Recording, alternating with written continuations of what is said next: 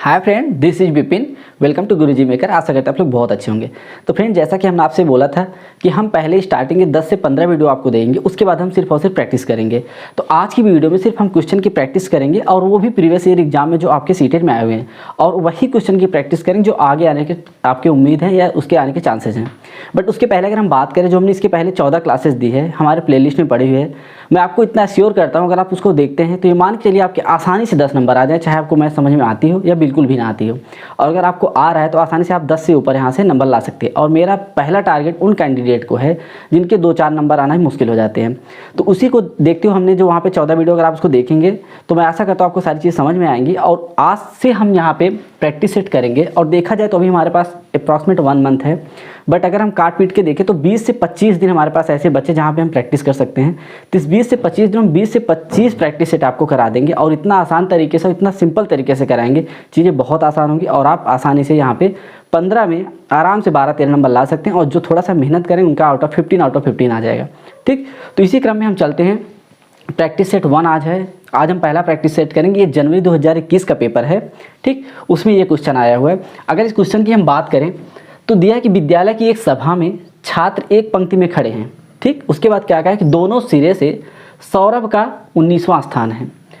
पंक्ति में कुल कितने छात्र हैं? ये क्वेश्चन बहुत आसान है, बट आपको समझना होगा। ठीक, अब देखिए, मान लीजिए पंक्ति खड़ी है तो इस तरह से पंक्ति होगी। ठीक, इस तरह से बनी होगी। तो हम बस एक पंक्ति की यहाँ बात हुई कि एक सभा में, विद्यालय की एक सभा में छात्र एक पंक्ति में खड़े। ठीक, तो ये हो गया। उसके बाद क्या है, दोनों सिरों से सौरभ का 19वां स्थान है। ठीक, अब मान लेते सौरभ यहाँ पे है, सौरभ यहाँ पे हैं दोनों सिरों से। ऊपर से अगर आप आते हैं तो भी 19वां स्थान है, इधर से हम अगर जाते हैं तो भी 19वां स्थान है। ठीक, तो अगर आप यहाँ पे 19वां स्थान, तो आपको ये देखिए इसके पहले कितने लोग होंगे? ऊपर 18 लोग होंगे। यहाँ पे ऊपर से अगर 18 लोग तभी तो ऊपर से 19वां स्थान होगा। और नीचे से इसी तरह हम देखें तो इधर भी 18 लोग होंगे, तभी तो नीचे से इसका 19वां स्थान होगा। अब आप देखिए, इसमें पूछा कि पंक्ति में कुल कितने हैं। तो अगर हम पहले अभी सौरभ को छोड़ दें तो सौरभ के ऊपर कितने लोग हैं? 18 लोग हैं। और सौरभ के नीचे कितने लोग हैं? इधर भी 18 हैं। तो कितने हो गए? 36 हो गए। और सौरभ को अगर ले लें हम 36 + 1, कितना हमारा आंसर है? 37। अब बताइए, बहुत आसान क्वेश्चन है, ये एग्जाम का आया हुआ क्वेश्चन है। और आपका ऑप्शन की हम बात करें तो ऑप्शन बी सही है। ठीक, तो इस तरह चीज़ दे सकते हैं, ऐसे एग्जाम में आपके क्वेश्चन आएंगे। अब हम चलते हैं दूसरे क्वेश्चन पे। अगर हम इस क्वेश्चन की बात करें, ये भी एग्जाम का दूसरा क्वेश्चन है। इसमें पूछा है कि अंश विद्यालय की गोष्ठी में 8:30 AM, मतलब सुबह से 15 मिनट पहले पहुंचा। वह अपने सहकर्मी से आधा घंटे पहले पहुंच गया। ठीक, उसके बाद क्या किया? जो कि गोष्ठी में 40 मिनट की देरी से पहुंचा। मतलब अब पूछा है गोष्ठी का निर्धारित समय क्या है। इसमें हम पहले अगर सेंटेंस की बात में क्या कहा, अंश विद्यालय की गोष्ठी में 8:30 AM से 15 मिनट पहले पहुँचता है। ठीक, तो अगर हम अंश की बात करें तो वो कब पहुँचा? 8:30 से 15 मिनट पहले। तो कितने बजे पहुंचा होगा? 8:15 पे। ठीक, यहाँ तक चीज़ें नॉर्मल। अब हम आगे बढ़ते हैं। फिर क्या कहा है कि वह, मतलब अंश की बात हो रही, अपने सहकर्मी से आधा घंटे पहले पहुंचा। ठीक, अब सहकर्मी कौन है? उसका सहकर्मी जो है उससे आधा घंटा पहले पहुंचा। अब उसको हम पहले ये देखते हैं, आधा घंटा पहले पहुंचा है, जो कि गोष्ठी में 40 मिनट की देरी से पहुंचा। ठीक, अब अपने उसका सहकर्मी से अगर आधा घंटे पहले पहुंचा होगा तो उसका सहकर्मी जो है कब पहुंचा होगा? 8:45 पे। अगर वो 8:45 पे पहुंचा होगा तो इसमें आधा घंटा अगर हम माइनस के तभी तो 8:15 होगा वो, क्योंकि पहले दे दिया कि वो 8:15 पे पहुंचा है और वह अपने सहकर्मी से आधा घंटे पहले पहुंचा है। तो अगर उसका सहकर्मी 8:45 पे पहुंचा होगा तभी तो अंश 8:15 पे पहुंचा होगा। तो यहाँ तक हो गया। अब इसमें पूछ लिया कि जो कि कौन, सहकर्मी की बात हो रही है, जो कि गोष्ठी में 40 मिनट की देरी से पहुँचा। अब ये इतने बजे पहुँचा है, और इसमें से अगर 40 मिनट देरी से पहुंचा है तो मतलब क्या, ये 40 मिनट इसको पहले पहुंचना चाहिए था, तभी गोष्ठी का समय निर्धारित होता। तो अगर इतने बजे पहुंचा, अगर इसकी हम 40 मिनट पहले की बात करें तो कितना हो जाएगा? 8:05, क्योंकि 40 मिनट अगर वो पहले पहुंचता तो निर्धारित समय पर पहुंच जाता, बट वो क्या हुआ, 40 मिनट देरी पे पहुंचा है। तो इसमें हम 40 मिनट माइनस कर देंगे तो हमारा आंसर क्या हो जाएगा? 8:05 AM पे। आप समझ सकते हैं कितना आसान क्वेश्चन था। ऐसे क्वेश्चन आपको एग्जाम में देखने को मिलेंगे। अब हम चलते हैं अपने अगले क्वेश्चन पे। अब यहाँ अगर हम इस क्वेश्चन की बात करें तो इसमें क्या पूछा, एक संख्या 100 के आधे से अधिक है। ठीक, यह 6 दहाई से अधिक और 8 दहाई से कम है। इसके अंकों का योग 9 है। इनके दहाई का अंक इकाई के अंक का दोगुना है तो संख्या क्या होगी। तो ऐसे क्वेश्चन जब भी आपको मिले तो गो फॉर ऑप्शन, आप ऑप्शन मेथड पे जाइए। यहाँ से आप एक एक सेंटेंस पढ़ेंगे और आपका एक एक ऑप्शन इलिमिनेट होता जाएगा, जो ऑप्शन सही होगा आपको ऑटोमेटिकली वो मिल जाएगा। ठीक, इसमें क्या कहा, एक संख्या 100 के आधे से अधिक है। 100 का आधा कितना होता है, 50 होता है। ठीक, अगर हम 100 का आधा करें तो 50, तो मतलब जो संख्या है वो 50 से अधिक है। ठीक, 50 प्लस है पहली चीज़। तो इसमें देखो कोई ऐसा है सब 50 से प्लस है तो अभी हो सकते हैं। अब हम आगे बढ़ते हैं, तो जो भी संख्या होगी 50 से अधिक। और फिर क्या कहा है, यह 6 दहाई से अधिक, मतलब 60 से अधिक होगा तभी तो 6 दहाई, क्योंकि 6 दहाई का मतलब है 60, तो 6 दहाई शून्य क्या है तो 60 हो गया। तो 6 दहाई से अधिक है और 8 दहाई से कम है, मतलब 80 से छोटा है। ठीक, ये जो संख्या यहाँ पे होगी वो 6 दहाई से अधिक है, मतलब 60 से अधिक है। ठीक, हो सकता है 61 हो सकता है 62 कुछ भी हो सकता है, और 80 से कम मतलब 8 दहाई से कम है तो 79 भी हो सकता है। ठीक, तो ये अब आप समझ लीजिए जो आंसर आपका आएगा इसमें आएगा 60 के ऊपर या 80 से कम। और इसमें देखिए 60 के ऊपर कोई है, ये भी हो सकता है, ये भी हो सकता है, और ये तो नहीं, क्योंकि ये 80 से अधिक हो गया तो हमारा ये ऑप्शन और ये ऑप्शन एलिमिनेट हो, क्योंकि ये 60 से अधिक होना चाहिए तो ये 54 है, ये भी गलत हो गया। और 80 से कम होना चाहिए तो 81 है। हमारे पास 2 ऑप्शन बचे। अब हम चलते हैं अगले सेंटेंस पे। ठीक, अगले सेंटेंस की अगर हम बात करें, इसमें क्या कहा है कि इनके अंकों का योग 9 है। अब इस 2 ऑप्शन देखते हैं, 7 2 9, क्योंकि अगर हम इनको अंकों के योग मतलब क्या है 7 + 2 = 9 है। इसमें क्या है 6 + 3 = 9, मतलब दोनों अभी वैलिड है, हो सकता है दोनों अच्छी। अब हम आगे बढ़ते हैं, इसमें क्या कहा है, इनके दहाई का अंक इकाई के अंक का दोगुना है। मतलब जो दहाई का अंक होगा इकाई का दोगुना, मतलब अगर इकाई 1 है तो दहाई 2 होगा, इकाई 2 है तो दहाई 4 होगा, इकाई 3 है तो दहाई 6 होगा। ठीक, तो अब ऐसे देखो किस में है, इन दोनों ऑप्शन कौन सा है। अगर इसमें इकाई का अंक 2 है तो दोगुना होना चाहिए, 4 होना चाहिए, लेकिन 7 है तो ये हमारा ये भी ऑप्शन गलत हो गया, हमारा ऑप्शन ही सही हो गया। अब देखें आप, तो इकाई का अंक दहाई के अंक का दोगुना है, इकाई का अंक दहाई के अंक का दोगुना है।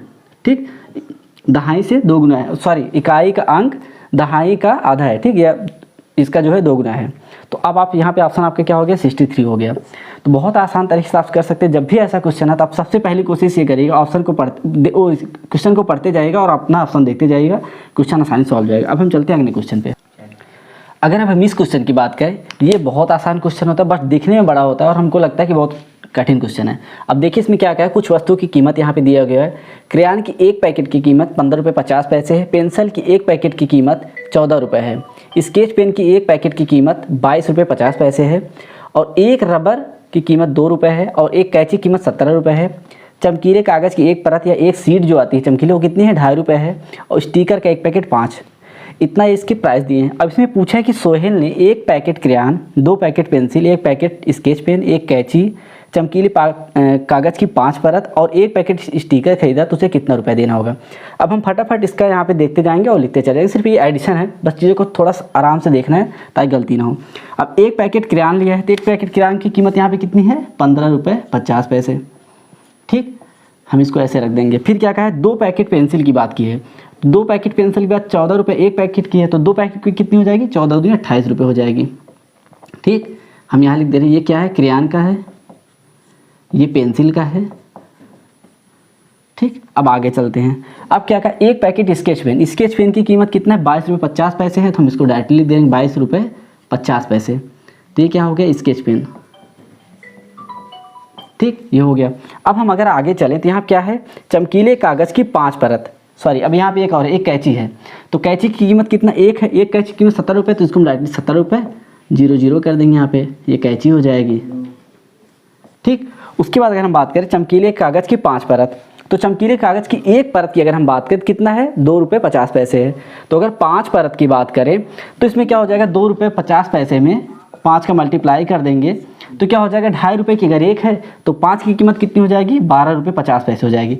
आप चाहे मल्टीप्लाई करके देख लीजिएगा। ठीक, इसको हम फटाफट यहाँ पे लिखते हैं 12 रुपये 50 पैसे। ये किसका हो जाएगा चमकीले कागज़ का। ठीक, चमकीले कागज़ का हो जाएगा। अब हम बात करें क्या इसमें दिया कि और 1 पैकेट स्टिकर खरीदा, स्टिकर की वैल्यू कितनी है 5 रुपये, तो इसको हम डायरेक्टली यहाँ पे 5 रुपये ऐड कर दे रहे हैं। अब आपको इसको ऐड कर देना है, तो इतना सोहेल ने भुगतान किया होगा। अब हम फटाक से देखते हैं कितना है यहाँ पे, ये क्या हो जाएगा 0 5 5 5 15 हो जाएगा, एक कैरी हो जाएगा, कैरी ऊपर हम लिख लेंगे। अब क्या हो जाएगा 5 2 7 14 14 2 16 16 8 24 24 5 29 29 1 30, हमारे पास कितना हो गया कैरी 3। हम ऐड करेंगे 1 2 4, 6, 7 और 3 10 हो जाएगा। तो मतलब सोहेल ने इतने चीज़ों को खरीदने के लिए कितना रुपये पे किया होगा? 100 रुपये 50 पैसे, जो हमारा ऑप्शन सी सही है। ठीक, देखिए ये क्वेश्चन सिर्फ लेंदी है, बहुत आसान है, फिर चीज़ों को ध्यान से रखना है और पॉइंट की चीज़ें यहाँ पे मिस ना हो बस, और बाकी इसमें कुछ भी नहीं है रखा है। अब हम चलते हैं अगले क्वेश्चन पे, जो इसी तरह से बहुत आसान तरीके से हम बताएंगे आपको।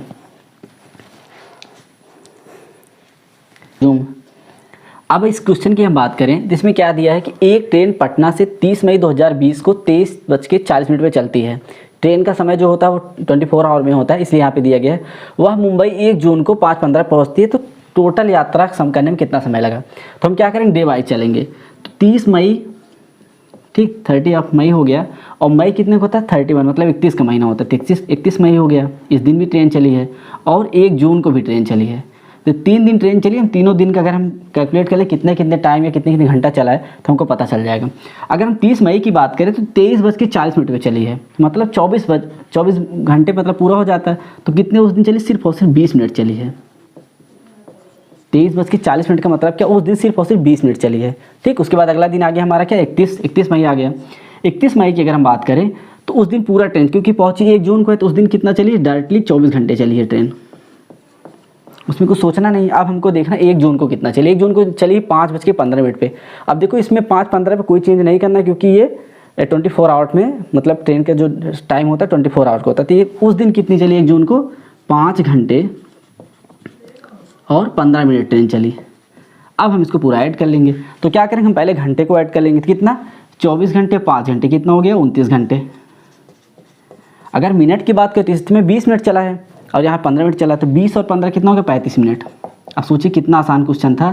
29 घंटे 35 मिनट आपका ऑप्शन हो गया, और आपका ऑप्शन बी सही हो जाएगा।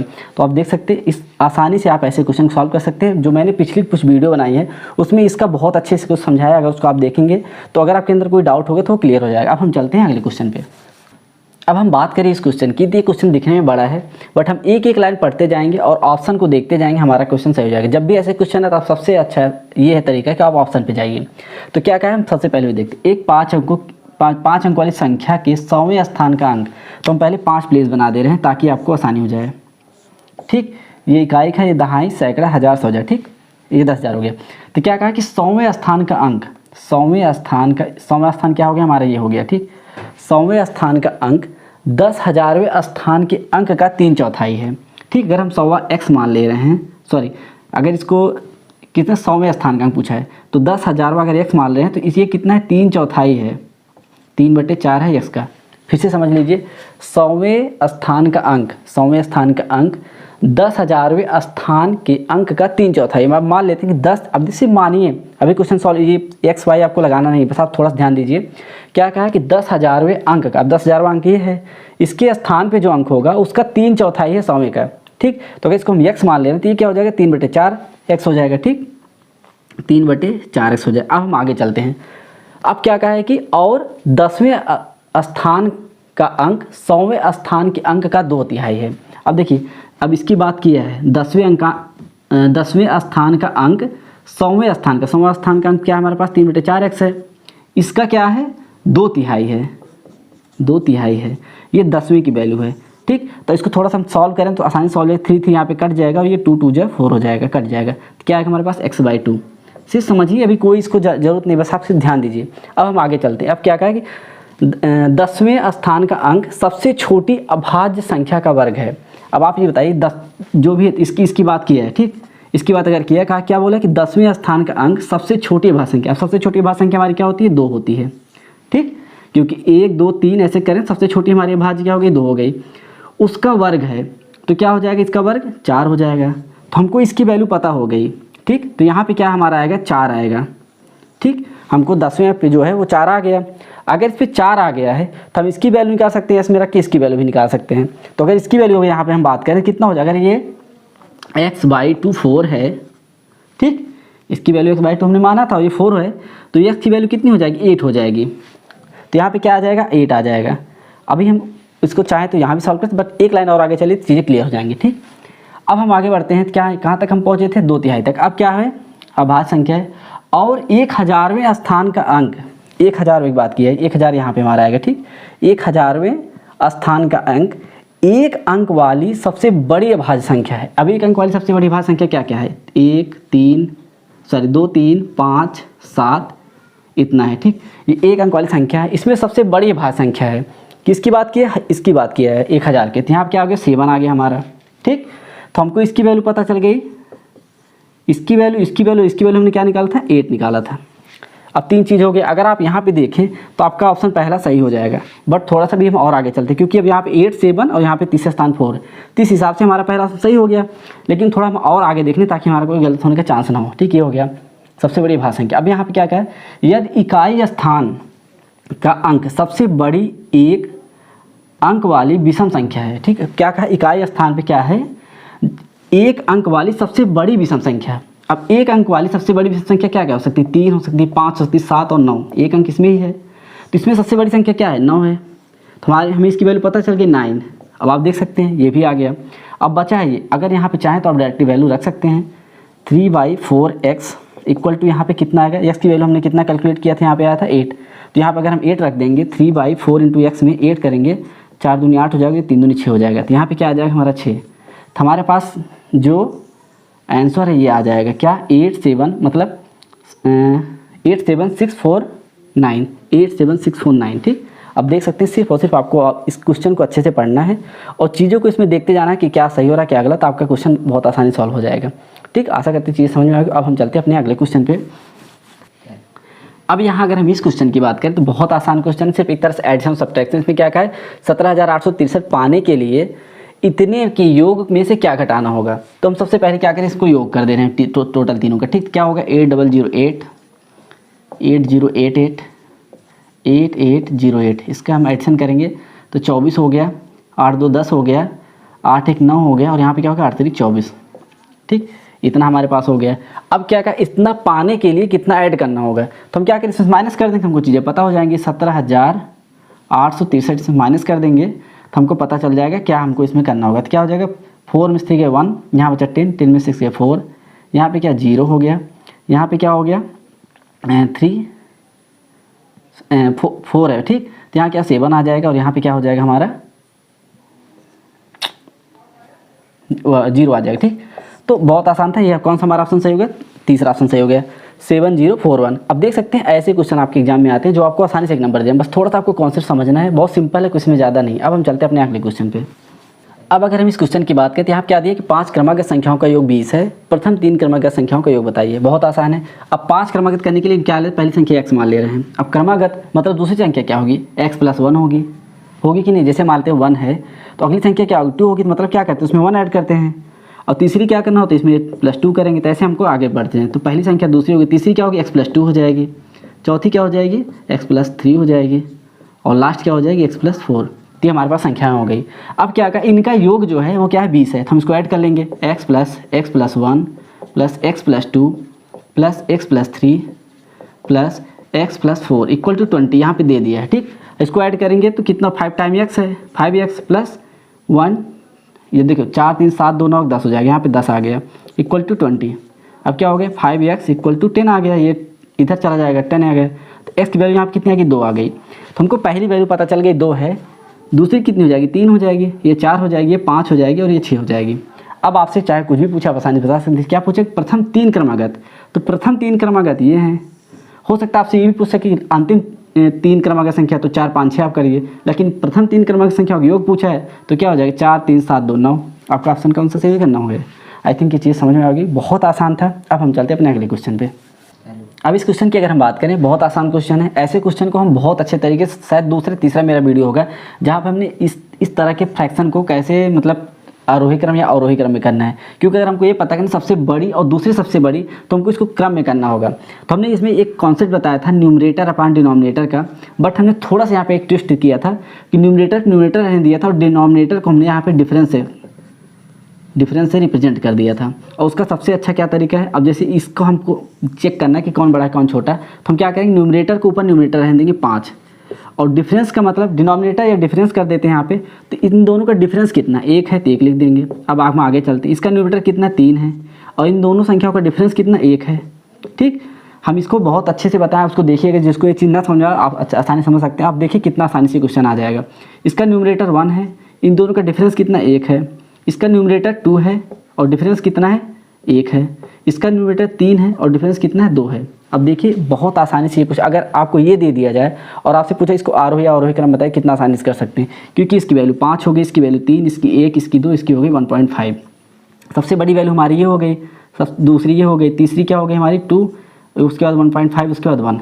अब यहाँ पे जो वैल्यूज़ को हम पुट कर लेंगे, 5 वाली कौन सी वैल्यू है 5/6 है, 3 वाली कौन सी वैल्यू 3/4 है, 2 वाली कौन सी वैल्यू है ये वाली मतलब 2/3, उसके बाद कौन सी है 1.5 मतलब ये वाली 3/5, उसके बाद हमारा क्या बचा 1/2।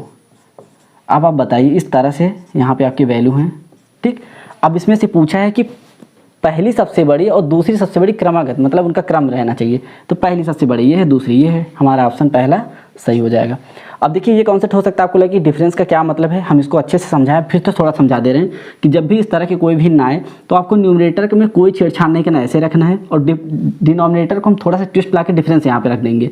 और डिफरेंस का मतलब अंश भिन्न, मतलब जो भिन्न है उसका अंश और हर में जो डिफरेंस है, इसके अंश और हर में कितना डिफरेंस 1 है तो 1 लिख देंगे। यहाँ पे देखिए न्यूमरेटर को हम ऐसे लिख दिए, डिनोमिनेटर जगह डिफरेंस कर दिए, मतलब इन दोनों का डिफरेंस कितना 1 है। इसी तरह हमने इसको किया और बहुत आसानी से क्वेश्चन कर सकते हैं। आशा करते हैं चीज़ बहुत आसानी से समझ में आएगी, ठीक। अब हम चलते हैं अपने अगले क्वेश्चन पे।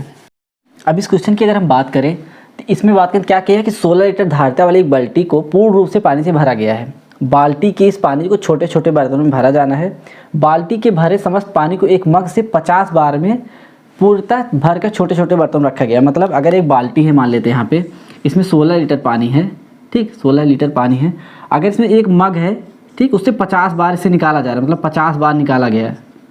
तो इसका मतलब क्या है, अगर इसमें हम टोटल कितना पानी 16 लीटर, इसको हम कन्वर्ट कर ले ml में तो क्या हो जाएगा 16,000 ml हो जाएगा हमारा, ठीक, इतना ml हो गया। और इसको अगर हम 50 से डिवाइड कर दें तो हमको पता चल जाए किसकी धारिता, क्योंकि इसमें पूछा है मग की धारिता क्या होगी, ठीक। तो अगर 50 बार में निकाला गया और पूरा पानी खत्म हो गया तो हमारे पास मग की धारिता निकालने क्या, इसमें 50 का डिवीजन कर डिवाइड कर देंगे तो क्या हो जाएगा डिवाइडेड बाई 50। इसको हम करेंगे तो कितना हो जाएगा 5 या 15 बचेगा 1, 5 दूनी 10, 0, 320 ml आपकी मग की धारिता हो जाएगी। आप समझ सकते हैं कितना आसान क्वेश्चन था। बस क्वेश्चन को बड़ा कर दिया गया था, लेंदी, पढ़ने में थोड़ा सा आपका टाइम ज़्यादा लगता है, आपको लगता है क्वेश्चन बहुत बड़ा है, लेकिन बहुत नॉर्मल तरीके से आप कर सकते हैं। पहला क्या करना है आपको, इस 16 लीटर को ml में कन्वर्ट कर लेना, क्योंकि वैल्यू आपकी ml में आई है। और अगर 50 बार निकाला गया तो इसका मतलब ml में ही निकाला गया होगा।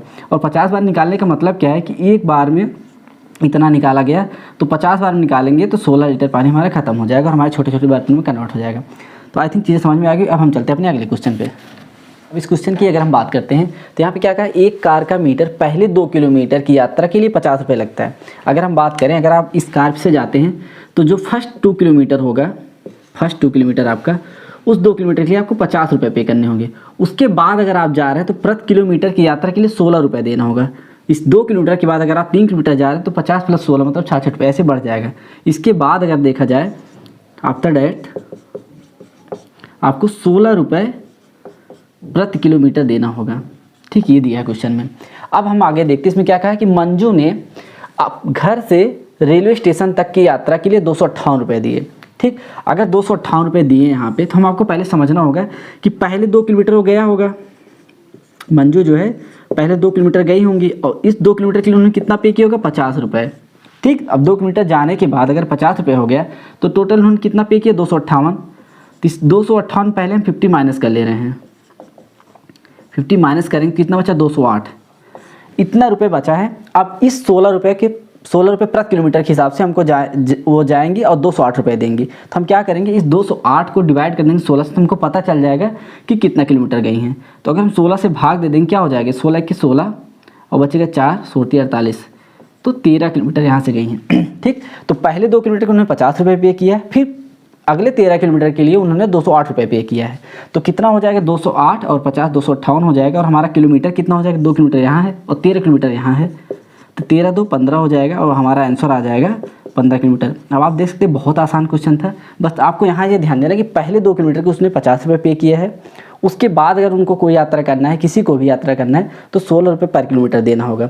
तो अगर मंजू ने टोटल 258 रुपये पे किया था तो उन्होंने मतलब पहला 2 किलोमीटर तो चला ही होगा, 100% है, क्योंकि 258 रुपये पे किया। तो हम पहले इस 2 किलोमीटर को यहाँ से माइनस कर लेंगे और पैसा माइनस कर लेंगे, तो हमारे पास बचा 208 रुपये। अब 208 रुपये में वो कितनी दूरी गई होंगी, इसके लिए हम क्या करेंगे, 16 किलोमीटर से 16 रुपये प्रति किलोमीटर अगर लग रहा है पैसा तो 16 से भाग दे देंगे, हमारे पास टोटल 13 किलोमीटर आ जाएगा। और हमारे पास आपका ऑप्शन कौन सा चाहिए? तीसरा। ठीक, अब हम चलते हैं अपने अगले क्वेश्चन पे। अब इस क्वेश्चन की बात करें तो इसमें क्या कहा है, एक वर्ग के रूप में तार 144 सेंटीमीटर का क्षेत्रफल घेर रहा है। ठीक, तो अगर इतना कर रहा है तो अगर इसका क्षेत्रफल इतना है तो इस वर्ग का क्षेत्रफल क्या होता है? ए स्क्वायर। ठीक, तो 144 आ गया। तो यहाँ से हम इसकी भुजा निकालना चाहे या इसका एक पार्ट निकालना चाहे तो क्या हो जाएगा? ये हो जाएगा, इसको हम क्या करेंगे √144 और ए की वैल्यू कितनी आ जाएगी? हमारे पास 12 आ जाएगी। ठीक, तो हमको इसकी वैल्यू पता चल गई 12। अब अगर इसमें फिर आगे क्या कहा, इसी तार को एक आयत के रूप में मोड़ा जाए तो लंबाई 16 सेंटीमीटर है, तो क्षेत्रफल कितना घेरेगा? अब हमको आयत का जो क्षेत्रफल होता है, आयत का क्षेत्रफल जो होता है वो होता है लंबाई गुणे चौड़ाई। अब हमको लंबाई तो मिल गई है बट चौड़ाई नहीं मिला है। ठीक, तो उसके लिए हम क्या करेंगे, यहाँ पे इसके परिमाप को पहले देख लेंगे, क्योंकि तार को जैसे अगर मान लो ये इस तरह का अगर वर्ग है, ठीक, जो जितना वायर इसमें लगा है और इसी को मतलब मोड़ के आयत बना दिया गया है, तो हमारा वायर सेम लगा हो, जितना वायर इसमें था इतना वायर, मतलब परिमाप दोनों का सेम है। तो हम परिमाप सेम करने के लिए क्या करेंगे, इसको यहाँ पे देखेंगे तो क्या हो जाएगा, जितना इसका पहले परिमाप निकालेंगे वर्ग का परिमाप कितना होता है, अगर हम निकालें तो क्या होता है 4a होता है। तो कितनी हो जाएगी 4 इंटू एक वैल्यू कितना आ गया 12, तो हमारे पास कितना आ गया 48, तो मतलब 48 सेंटीमीटर। ठीक, इतना हो गया। तो इसका परिमाप हमको इतना अगर पता चल गया, मतलब तार की लंबाई हमको 48 है, इसी से हमको आयत बनाना है। तो आयत बनाने के लिए क्या करेंगे, हमको आयत का जो हमारा परिमाप होता है पहले उसको निकालेंगे, क्योंकि वही तो बराबर होगा इसके ना, क्योंकि वायर उतना ही लगा है जितना वर्ग के लिए लगा उतना आयत के लिए लगा था। तो आयत का परिमाप क्या होता है 2 इंटू एल प्लस बी। ठीक, और यहाँ पे क्या हो जाएगा 2l प्लस बी की अगर हम बात करें तो कितना है, ये 48 है।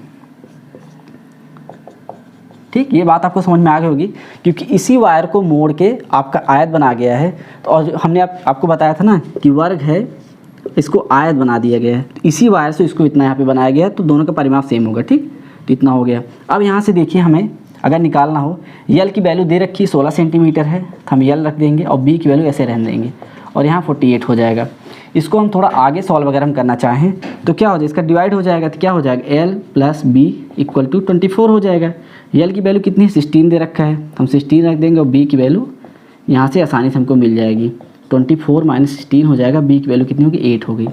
अब बताओ, हमको अगर आयत का क्षेत्रफल निकालना हो तो हमको l की वैल्यू यहाँ पे दे रखी 16 सेंटीमीटर और यहाँ पे b की वैल्यू हमको मिल गई 8, तो इसका क्षेत्रफल निकालें, क्या हम कर देंगे 16 गुणे 8। ठीक, 8 छक्के 48, 8 एक 8 4 12 सेंटीमीटर स्क्वायर, हमको क्या मिल गया आयत का क्षेत्रफल, और हमारा तीसरा ऑप्शन सही हो जाएगा। तो आई थिंक चीज़ें समझ में आएंगी। बस थोड़ा सा आपको कॉन्सेप्ट यहाँ पे ध्यान ये देना है कि यहाँ पे बात क्या की है कि इसका जो मतलब तार था इसको ही मोड़ के बनाया गया वर्ग के, तो वर्ग का तार और आयत का तार अगर सेम है तो मतलब उसका परिमाप बराबर है। तो उसका परिमाप हमने यहाँ पे निकाला वर्ग का, यहाँ पे वर्ग की अगर हम बात करें तो वर्ग को परिमाप जो है यहाँ पे निकाल के हम आयत के परिमाप के बराबर कर दिए। यहाँ से हमको ये वैल्यू पता चल गया और यहाँ पुट करें हमको ये चीज़ आ गई। ठीक, आई थिंक आपको चीज़ें समझ में आई होंगी। अब हम चलते हैं अपने अगले क्वेश्चन पे। इस क्वेश्चन की बात करें, यहाँ पे देखिए 1 इंटू 1 सेंटीमीटर वाले 48 छोटे वर्गों को कुल कितनी प्रकार से व्यवस्थित किया जा सकता है कि परिणामी क्षेत्रफल 48 हो। मतलब आप कितनी तरीके से उसको मतलब रख सकते हैं कि उनका क्षेत्रफल जो हमेशा 48 सेंटीमीटर स्क्वायर है। तो हमको करना क्या है, ऐसे क्वेश्चन के लिए सिर्फ और सिर्फ आप एक चीज़ ध्यान दीजिए, जितने में कहा है पहले उसको आप यहाँ पे लिख लीजिए और उसके फैक्टर्स निकाल लीजिए। अगर इसके हम फैक्टर की बात करें तो क्या क्या इसके फैक्टर हो सकते हैं 1। अब फैक्टर का मतलब या मल्टीपल कह सकते हैं जो इससे कट जाए, 1 से कटेगा, 2 से भी कटेगा, ये 3 से भी कटेगा, 48 होता है, 4 से भी कटेगा, 5 से नहीं कटेगा बट 6 से कटेगा, 8 से कटेगा, 12 से कटेगा, 16 से कटेगा, 24 से कटेगा और 48 से कटेगा। मतलब इतने इसके फैक्टर हैं। इसी से आप आराम से अंदाज़ा लगा सकते हैं कि यहाँ पे कितने क्षेत्रफल ऐसे हैं जिन मतलब कितने ऐसे वर्ग बन सकते हैं, आयत बन सकते हैं जिनका क्षेत्रफल 48 सेंटीमीटर स्क्वायर हो। तो अब इसके लिए जब भी ऐसे क्वेश्चन तो आपको करना क्या है, इसको लेना है 1 इंटू 48। तो हम क्या करें 1 इंटू 48 अगर हम करेंगे मतलब 40 इस तरह से अगर मतलब 1 सेंटीमीटर हो और ऐसे यहाँ पे 48 पूरे वर्ग बनाते यहाँ पे चले जाएँ। ठीक, इसमें ऐसे असेंबल करते चले जाएँ तो कितना हो जाएगा 48 हो जाएगा। इसका अगर हम क्षेत्रफल निकालें कितना होगा 48 सेंटीमीटर स्क्वायर आएगा। ठीक, ये पहली तरीके से हो गया। इसी तरह अगर हम दूसरा बात करें तो 2 और 24 का करेंगे। मतलब क्या करना है, हमको 1 सेंटीमीटर ऐसे रखना है, 1 सेंटीमीटर ये, तो 2 हो गया, 1 1 ये, और इस तरह से हमको 24 बार ऊपर करना है। ठीक, यहाँ से करना है ऐसे 24 बार ऐड करना है, ठीक। तो यहाँ 24, यहाँ 24, तो 48 हो जाएगा। इस कंडीशन में भी हमारा क्या होगा, 2 × 24 = 48 सेंटीमीटर स्क्वायर, ठीक। क्योंकि हमारा जब इस तरह से ऐड कर जोड़ेंगे तो हमारे आयत बन जाएगा, और आयत का क्षेत्रफल क्या होता है, लंबाई गुणे चौड़ाई। लंबाई हमको पता चल गया, यहाँ पे कितना है 48, और चौड़ाई कितनी 1 है, तो यहाँ पे क्षेत्रफल इसका 48 हो गया। इस तरह से इसकी लंबाई की बात करें तो 24 है और चौड़ाई 2 है, तो 48 हो गया। इस तरह के हम तीसरे फैक्टर की यहाँ पे बात करें तो 3 हो गया और हमारा 16 हो गया। अब देखें 16 3 48, ऐसा गुणा करें ताकि 48 हो जाए। तो यहाँ पे वही चीज़ मैं फिगर बना के इसलिए समझो ताकि आपको चीज़ें समझ में आए। तो 3 ही हो गया। इस तरह से आपको 16 टाइम्स आपको यहाँ पे जाना है, ठीक, 16, ठीक, ये करना है। तो क्या हो जाएगा अब यहाँ पे इसकी लंबाई कितनी होगी, 1113 हो, सॉरी चौड़ाई 3 हो गई और लंबाई कितनी है 16 है, तो 16 × 3 करेंगे तो 48 हो जाएगा, ठीक। अब देखिए कितना हमको मिल गया, 1 मिल गया, 2 3 और कितना बचा देखो। अब इसी तरह देखिए तो 12 × 4 = 48 और 6 × 8 = 48। तो कितने टाइम हमारे पास यहाँ पे बन रहे हैं, एक ये बन गया, 2 3 4 5, ठीक, 5 ऐसे जो बन रहे हैं, 2 2 4 2 6 2 8 10, ठीक, 5। तो 5 ऐसे कंडीशन बन रहे हैं जिनका परिणामी क्षेत्रफल 48 सेंटीमीटर स्क्वायर होगा। तो आई थिंक ये चीज़ समझ में आएगी। अब फिगर का सहारा मैं इसलिए ज़्यादा यहाँ पे लूँ ताकि आपको चीज़ें समझ में आए कि एक्चुअल में हो क्या रहा है यहाँ पे, ठीक। तो अब हम चलते हैं अपने अगले और आखिरी क्वेश्चन पे, जो कि थोड़ा सा बड़ा है बट बहुत आसान है। ये आखिरी क्वेश्चन है। इसमें क्या पूछा, दो संख्याओं का अनुपात 3:5 है। यदि प्रत्येक संख्या में 12 जोड़ दिया जाए तो संख्याओं का अनुपात 5:7 हो जा रहा है, ठीक। अब दो संख्या ले रहे हैं, क्या है 3:5 में है, तो हम क्या कर ले 3x और 5x कर लें, कोई दिक्कत नहीं, ठीक, क्योंकि अनुपात है 3:5, तो इसको हम इस तरह से लिखते हैं 3x/5x, ठीक। उसमें क्या क्या प्रत्येक संख्या में 12 जोड़ दिया जाए, इसमें भी 12 जोड़ दिया जाए और इसमें भी 12 जोड़ दिया जाए, तो अनुपात जो है 5:7 हो जाता है। तो मतलब इक्वल टू क्या हो जाता है 5/7 हो जाता है। इसी तरह से क्वेश्चन अगर इसमें थोड़ा सा घुमा के पूछे तो ये दे दे कि अंश और हर का अनुपात 3:5 है, दोनों अंश और हर में 12 जोड़ा जाए तो परिणामी इतना है, तो भिन्न बताइए। उसी तरह थोड़ा सा इसमें क्वेश्चन को घुमाया बस, ठीक। तो दो क्वेश्चन यहाँ से आप देख सकते हैं, इसी तरह से पूछा जाएगा। अब क्या था 3:5, दोनों में 12 जोड़ा गया तो परिणामी हमें या इसका अनुपात कितना 5:7 हो गया। अब इसको हम सॉल्व कर लेंगे, हमारा क्वेश्चन सॉल्व हो जाएगा। इसका मल्टीप्लाई इसमें करेंगे, कितना हो जाएगी 21x + 12×7 = 84, इसमें मल्टीप्लाई हम किए, अब इसका इसमें कर दिए, तो ये कितना हो गया 5×5 = 25x + 12×5 = 60, ठीक। अब इसको हम यहाँ पे इधर लेके चले आएंगे, क्या हो जाएगा 25x - 21x, और यहाँ पे क्या हो जाएगा 84 - 60, ठीक। यहाँ पे कितनी वैल्यू आ जाएगी 24, और यहाँ पे कितना आ जाएगा 4x। अब यहाँ से x की वैल्यू अगर निकाले 24/4 = 6, तो x की वैल्यू कितनी आ गई हमारे पास 6 आ गई। अब आपसे पूछा क्या है, दी गई दोनों संख्याओं का योग क्या होगा। तो दी गई संख्या कितनी 3:5 थी, हमने इसको माना था 3x और एक को माना था 5x। तो अगर इसकी बात करें तो 6 × 3 = 18 हो जाएगा, इसमें 6 का मल्टीप्लाई हो जाएगा, और इसमें अगर हम बात करें 5 × 6 = 30 हो जाएगा। अब पूछा है इन संख्याओं का योग क्या होगा, तो इन संख्याओं का योग निकालना क्या 30 + 18 48 हो गया। हमारा कौन सा ऑप्शन सही होगा, ऑप्शन सी सही होगा। अब आप देख सकते हैं हमने बहुत आसान तरीके से 15 क्वेश्चन कर लिया। हो सकता है कुछ चीज़ें थोड़ा सा आपको ना समझ में आए, फिर से वीडियो को रिवाइज करके देखें, चीज़ें समझ में आ जाएंगी। बहुत आसान है। और अभी से हम जो आज स्टार्ट किए सेशन, अब मान चलिए एग्जाम तक हम कम से कम 20 से 25 प्रैक्टिस सेट करा देंगे। और आप ये मान के चलिए अगर आप हमारे साथ जुड़े हैं तो आप आराम से 15 में 15 ला सकते हैं, और जिनको कुछ भी नहीं आ रहा वो भी 12-13 नंबर आसानी से लाएंगे। तो आशा करते हैं मेरे द्वारा बताई गई सारी चीज़ आपको समझ में आएंगी। फिर भी कोई कन्फ्यूजन हो तो आप हमसे कमेंट बॉक्स में ज़रूर पूछिएगा, और ऐसे बेहतर अच्छे कंटेंट के लिए हमारे साथ बने रहे, हमारे चैनल को सब्सक्राइब करें। थैंक यू, जय हिंद।